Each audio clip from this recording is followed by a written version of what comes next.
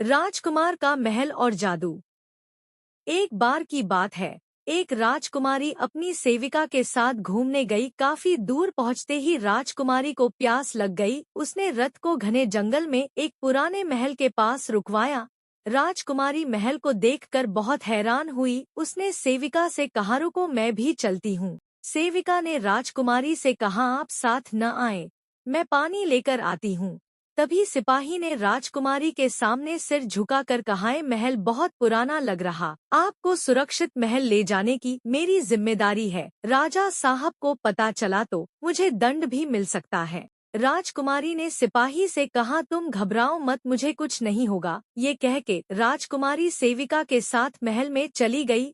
सेविका ने अंदर जाते ही पानी की तलाश की और राजकुमारी महल में इधर उधर देखने लगी। उसे अंदर बहुत ही अजीब सा महसूस होने लगा तो उसने कदम पीछे किया तो सामने कमरे का दरवाजा अचानक खुल गया। राजकुमारी ने पहले कमरे को गौर से देखा, तभी तेज हवा चलने लगी और सेविका राजकुमारी को ढूंढती हुई राजकुमारी के पास आई और कहा, मैं जल्दी चलना होगा, शायद तूफान आने वाला है। राजकुमारी और सेविका महल के गेट के पास पहुंची तो परेशान हो गई। महल की दीवार बहुत ऊंची हो गई थी। सिपाही काफी देर इंतजार करने के बाद महल में जाने लगा, लेकिन महल का दरवाजा खुला ही नहीं। सिपाही परेशान होकर आवाज लगाने लगा, लेकिन अंदर से कोई जवाब न आने पर तुरंत राजा को बताने महल की तरफ भागा। राजकुमारी और सेविका गेट खोजते हुए थक चुकी थी। रात होने लगी तो सेविका महल के अंदर किचन तलाश करने लगी और राजकुमारी महल के उसी कमरे में पहुंच गई जिसे देखकर डर गई थी। कमरे में उसने एक खूबसूरत शाही बेड पर एक खूबसूरत नौजवान को देखा जिसकी आंखें बंद थी और पूरे जिस्म पर सुई चुभी हुई थी। उसने हैरानी से उस शख्स के पास गई और उसका हाथ पकड़ते ही उसे महसूस हुआ कि वो जिंदा है।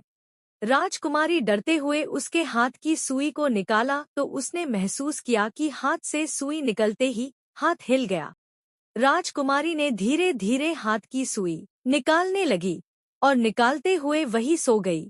सेविका खाना बनाकर ले आई तो उसने राजकुमारी को देखा और सामने सोए शख्स को देखकर परेशान हो गई और उसने राजकुमारी को उठाना सही नहीं समझा तो वहां से चली गई। सुबह राजकुमारी ने कमरे को अच्छे से देखने लगी तो उसे सामने उसी शख्स की घोड़े पर सवार तस्वीर देखी, जिससे उसे पता चला कि ये कोई साधारण शख्स नहीं बल्कि राजकुमार है। सेविका ने राजकुमारी से झुककर कहा, हमें माफ कर दे राजकुमारी, अगर आप मेरे साथ नहीं आती तो शायद आप आज यहाँ न फंसती। मैंने सारी कोशिश कर ली, महाराज और उनकी मदद का ही इंतजार करना होगा। तब तक हमें यही रहना होगा। फिलहाल यहाँ खाने की सभी व्यवस्था है, यहाँ किसी चीज की कमी नहीं। लेकिन मुझे समझ नहीं आ रहा, ये महल बाहर से तो बहुत पुराना था लेकिन अंदर से अच्छा है और यहाँ सभी चीजें भी मौजूद हैं। राजकुमारी ने कहा, मुझे लगता है इस महल का कोई राज है। मुझे भी अजीब लग रहा, जो शख्स बेड पर लेटा है वो अभी जिंदा है। इस महल की बाहर की हालत के मुताबिक तो ये मर गया होता। वैसे भी कोई इतनी सुई चुभने के बाद भी जिंदा रह सकता है और ये कोई साधारण शख्स नहीं बल्कि एक राजकुमार है। आपको कैसे पता चला राजकुमारी? मैंने उस कमरे में उसकी तस्वीर देखी, जिस तरह के घोड़े पर वो सवार है वे किसी साधारण व्यक्ति के पास नहीं हो सकता और उसने राजकुमार का ताज लगाया है। इसका यही मतलब है वो एक राजकुमार है और ये महल उसी का है।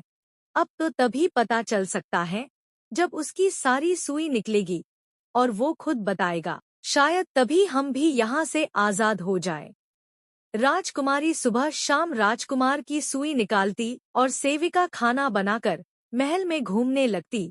एक दिन राजकुमारी महल की दीवार को देख रही थी तो उसे बाहर से आवाज आई, खूबसूरत प्यारी गुड़िया ले लो।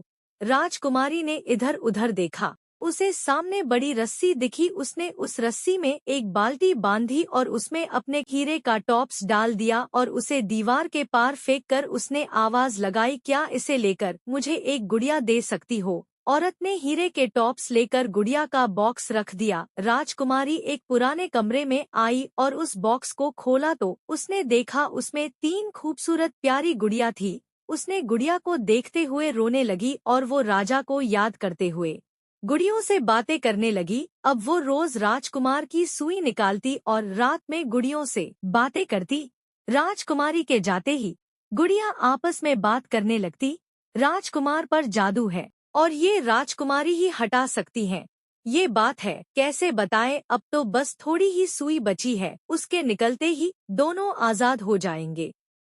कई दिन गुजर गए। राजकुमारी ने राजकुमार की आंखों की सुई को छोड़कर सारी सुई निकाल दी थी। सेविका राजकुमारी की मेहनत देखकर डरने लगी। उसके दिल में लालच आ गई। उसने एक योजना सोची। राजकुमारी, आप कई दिनों से मेहनत कर रही, आप थोड़ा आराम कर ले वरना कमजोर हो जाएंगी। राजकुमारी सेविका की सोच से अनजान वो गुड़ियों के कमरे में जाकर सो गई।